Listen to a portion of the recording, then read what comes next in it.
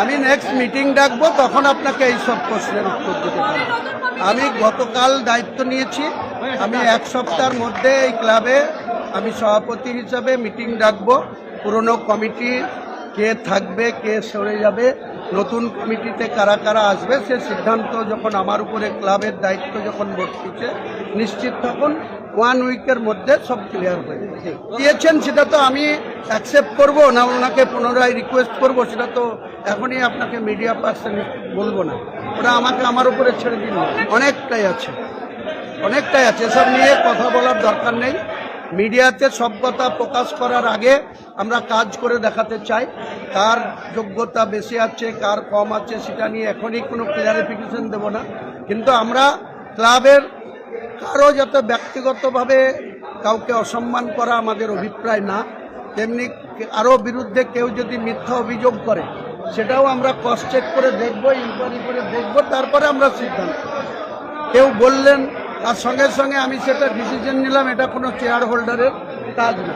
আমাকে সময় নিতে হবে, দেখতে হবে, ক্রস চেক করতে হবে, ইনকোয়ারি করতে হবে। করার পর আমি যদি কোনো ভুল করি নিশ্চয়ই সমর্থকরা বলবেন, লাইফ মেম্বাররা বলবেন, যারা ক্লাবের মেম্বার আছেন, সাধারণ সাপোর্টার আছেন, সবার বলার অধিকার থাকে, সবার। আগেই আমাদের বিশিষ্ট আইনজীবী ফিরদৌস সাহেব বলে দিলেন, যেখানে কমপ্লেন বক্স থাকবে, মুখে এসে বলে দিলেন আর হয়ে গেল। তার রিজিম দিয়ে, গুরুত্ব দিয়ে, স্পেসিফিক কমপ্লেন কার বিরুদ্ধে কি আছে, আমরা ডিসিপ্লিনারি কমিটি দরকার হলে করে রাখি। সেখানে আমরা কে কোথাও বিশৃঙ্খলা করছে কিনা, কেউ ক্লাবের নাম নিয়ে কারোর সাথে টাকা তুলছে কিনা, কেউ ক্লাবের বদনাম করার চেষ্টা করছে কিনা, আমরা সেটাও দেখব নিশ্চিত। কলকাতা লিগ আছে আমার জানা আছে, 25 তারিখের আগে আমাকে সেটা করতে হবে। আপনি থামুন না, বলছি তো আজকে 7 তারিখ, 15 তারিখ 16 তারিখের মধ্যেই এই ব্যাপারে আমরা যা পদক্ষেপ করার করব। বলা আছে কাকে অনুপম বলা আছে? প্রথমত হচ্ছে কুণালদা, আজকে এই যে বিদ্রোহী ব্লক ঋতব্রত বন্দ্যোপাধ্যায়, সঞ্জীবন সাহাদের সঙ্গে ফিরাদ হাকিম বৈঠক করছেন। যে কজন মমতা বন্দ্যোপাধ্যায়ের আস্থাভাজন আপনারা কয়েকজন ছিলেন, তাদের মধ্যে ফিরাদ হাকিম এবং শামীম আহমেদ, মূলত ফিরাদ হাকিম, তিনি বৈঠক করছেন। কার সঙ্গে কথা বলবেন এই বিষয়ে তো কোনো মন্তব্য করতে পারি না। ফিরাদ হাকিম মমতা বন্দ্যোপাধ্যায়ের দীর্ঘদিনের সৈনিক, প্রাক্তন পুরপিতা, প্রাক্তন মেয়রিং কাউন্সিল, প্রাক্তন মেয়র, প্রাক্তন বিধায়ক, প্রাক্তন এখনও বিধায়ক, প্রাক্তন মন্ত্রী, এখনও বিধায়ক, নিশ্চিতভাবে বিধায়ক, প্রাক্তন মন্ত্রী এবং সংগঠনের অন্যতম গুরুত্বপূর্ণ নেতা। তিনি যদি কারোর সাথে কোনো কথা বলে থাকেন, কী কী কথা বলেছেন সেটা না জেনে আমি কোনো মন্তব্য করব।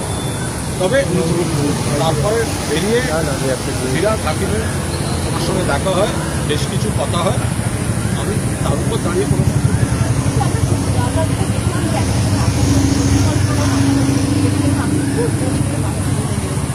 যেটা একেবারে আমি মানে যেটা হতে পারে তারা হয়তো একটা অন্য শিবিরে আছে বা ইত্যাদি, কিন্তু কেউ যদি আমার সঙ্গে একটা কোনো কথা ব্যক্তিগত স্তরে বলে, সেটা আমি সম্মত হই বা না হই, সেটা এইভাবে বলাটা ঠিক।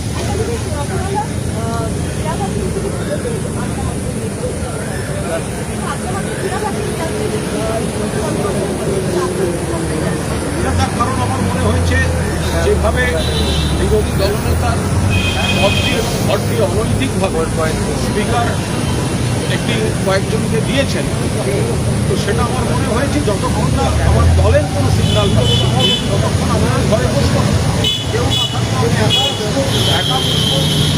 আমি লবিতে গরমের মধ্যে বসে থাকবো, আমার কোনো সমস্যা নেই, কিন্তু অনৈতিকভাবে যেটা দেওয়া হয়েছে, আমি এসির হাওয়া খাওয়ার জন্য সেই ঘরে আমি বসবো। কিন্তু ফিরাদ হাকিম তিনি তো মানে মমতা বন্দ্যোপাধ্যায়ের প্রবল আস্থাভাজন।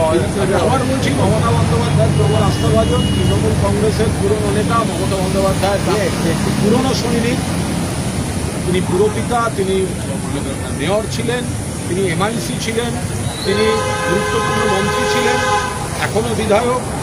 তিনি কেন গিয়েছেন, কী কী কথা হয়েছে আমি জানি না।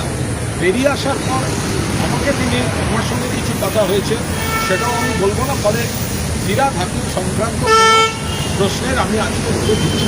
বলছি অভিষেক বন্দ্যোপাধ্যায়ের ঘনিষ্ঠ একজন মানে শামীম আহমেদ তিনি পর্যন্ত আজকে দেখা গেল আগে সই করেননি, আজকে নিয়ে আসে কোথাও কি আপনাদের সংখ্যা কমছে? দেখুন, সংখ্যা কম বেশি তার কোনো সংখ্যা দিয়ে বিচার করছি না, একেবারে সংখ্যা দিয়ে বিচার করছি। আমি আবার বলছি, তৃণমূল কংগ্রেসের দলের তরফে প্রতীকে মমতা বন্দ্যোপাধ্যায় প্রার্থী হিসেবে 1 মাস হয়েছে এই বিধানসভায় এসে। এখনই কোনো শিবির বদল বা অন্য কিছু এত বড় বিশ্বাসঘাতকতা করতে পারবো না। আমাকে আমার জীবনে একসময় দল বিপদে ফেলে দিয়ে পাশে দাঁড়ায়নি, কিন্তু দল যখন বিপদে যদি একজনও দাঁড়িয়ে থাকে মমতাদির পাশে, সেটা কিন্তু কুণাল ঘোষ দাঁড়িয়ে থাকে। লোকসভায় যদি এতজন সাংসদ এদিক ওদিক গিয়ে থাকেন, তাহলে সেটা যারা এই জাতীয় স্তরের পলিটিক্সটা দেখতেন তাদের এগুলো খতিয়ে দেখা উচিত, তাদের ব্যাখ্যা দেওয়া উচিত। এটা তো এরও ঘাড়ে দায় চাপিয়ে হবে না, শুধু যেন বিজেপির ঘাড়ে দায় চাপানো না। আমি আবার শেষ করি, এটা যেন বিজেপি ধরে নিচ্ছি এই দল ভাঙানোর পেছনে আছে, ধরে নিচ্ছি পুলিশ প্রশাসনকে দিয়ে চাপ সৃষ্টি করা হচ্ছে। আমি তারপরেও বিজেপিকে পুরো দোষ দেব না। একদা ওরা যোগদান মেলা করে আমাদের থেকে অনেক ভাঙিয়েছে, আমরাও ওদের থেকে অনেক ভাঙিয়েছি। আমি যদি তর্কের খাতিরেও ধরে নিই ওরাই রাষ্ট্রশক্তির অপব্যবহার করে ভাঙাচ্ছে, নামিয়ে ইত্যাদি করে ভাঙাচ্ছে। আমাদের দুটো জায়গা দেখা দরকার। একটা হচ্ছে যারা ভাঙছে তারা কি কচি বাচ্চা যে তারা সব চলে যাচ্ছে, কেন যাচ্ছে, কি জন্য যাচ্ছে, একটা প্রশ্ন সেখানে আসবে। আর 2 হচ্ছে, যদি এমপি লেভেলেও এতজন ক্ষুব্ধ হন বা শিফট করেন, তাহলে আমাদের নেতৃত্বকে আঙুল চুষছিলেন, তারা কি করছিলেন, তারা কেন যোগাযোগ রাখেন? কেউ হঠাৎ চলে যাচ্ছেন, হঠাৎ নাকি তাদের এনডিএ প্রেম জেগে উঠছে। তাহলে কি আমাদের নেতৃত্বের সঙ্গে যাদের দায়িত্ব, যারা অল ইন্ডিয়ার সব বড় বড় পদে, তো তাদের সঙ্গে কি এই সাংসদদের বা এই নেতাদের কমিউনিকেশনটা কমে যাচ্ছিল বা কমে গেছিল? এটা হয় নাকি কখনো যে এতজন লোক একসঙ্গে চলে যাচ্ছেন আর ওখানে কি বলে, ওখানে আমাদের সব বড় বড় পদাধিকারীরা জাতীয় রাজনীতি দেখেছেন, আর এখন আমরা সবাই মিলে বলবো বিজেপি ভাঙাচ্ছে। নিশ্চয়ই বিজেপিকে সমর্থন করব, কিন্তু যারা যাচ্ছেন তাদের অনেকের নানা অঙ্ক এবং আমাদের নেতৃত্বের নিশ্চিতভাবে তাদের এই দায়িত্বটা নেওয়া দরকার, দায়টা নেওয়া দরকার। তাহলে তারা কি লিডারশিপ দিলেন যে একটা লোক যদি রাগে গিয়ে থাকে, কোট আনকোট কোনো ব্যক্তিগত স্বার্থে গিয়ে থাকে, যেটাই যাক সেটা নেতৃত্বের সঙ্গে একটা যোগাযোগে থাকবে না? এটা কোনো কথা হলো? বলছি আজকে আমি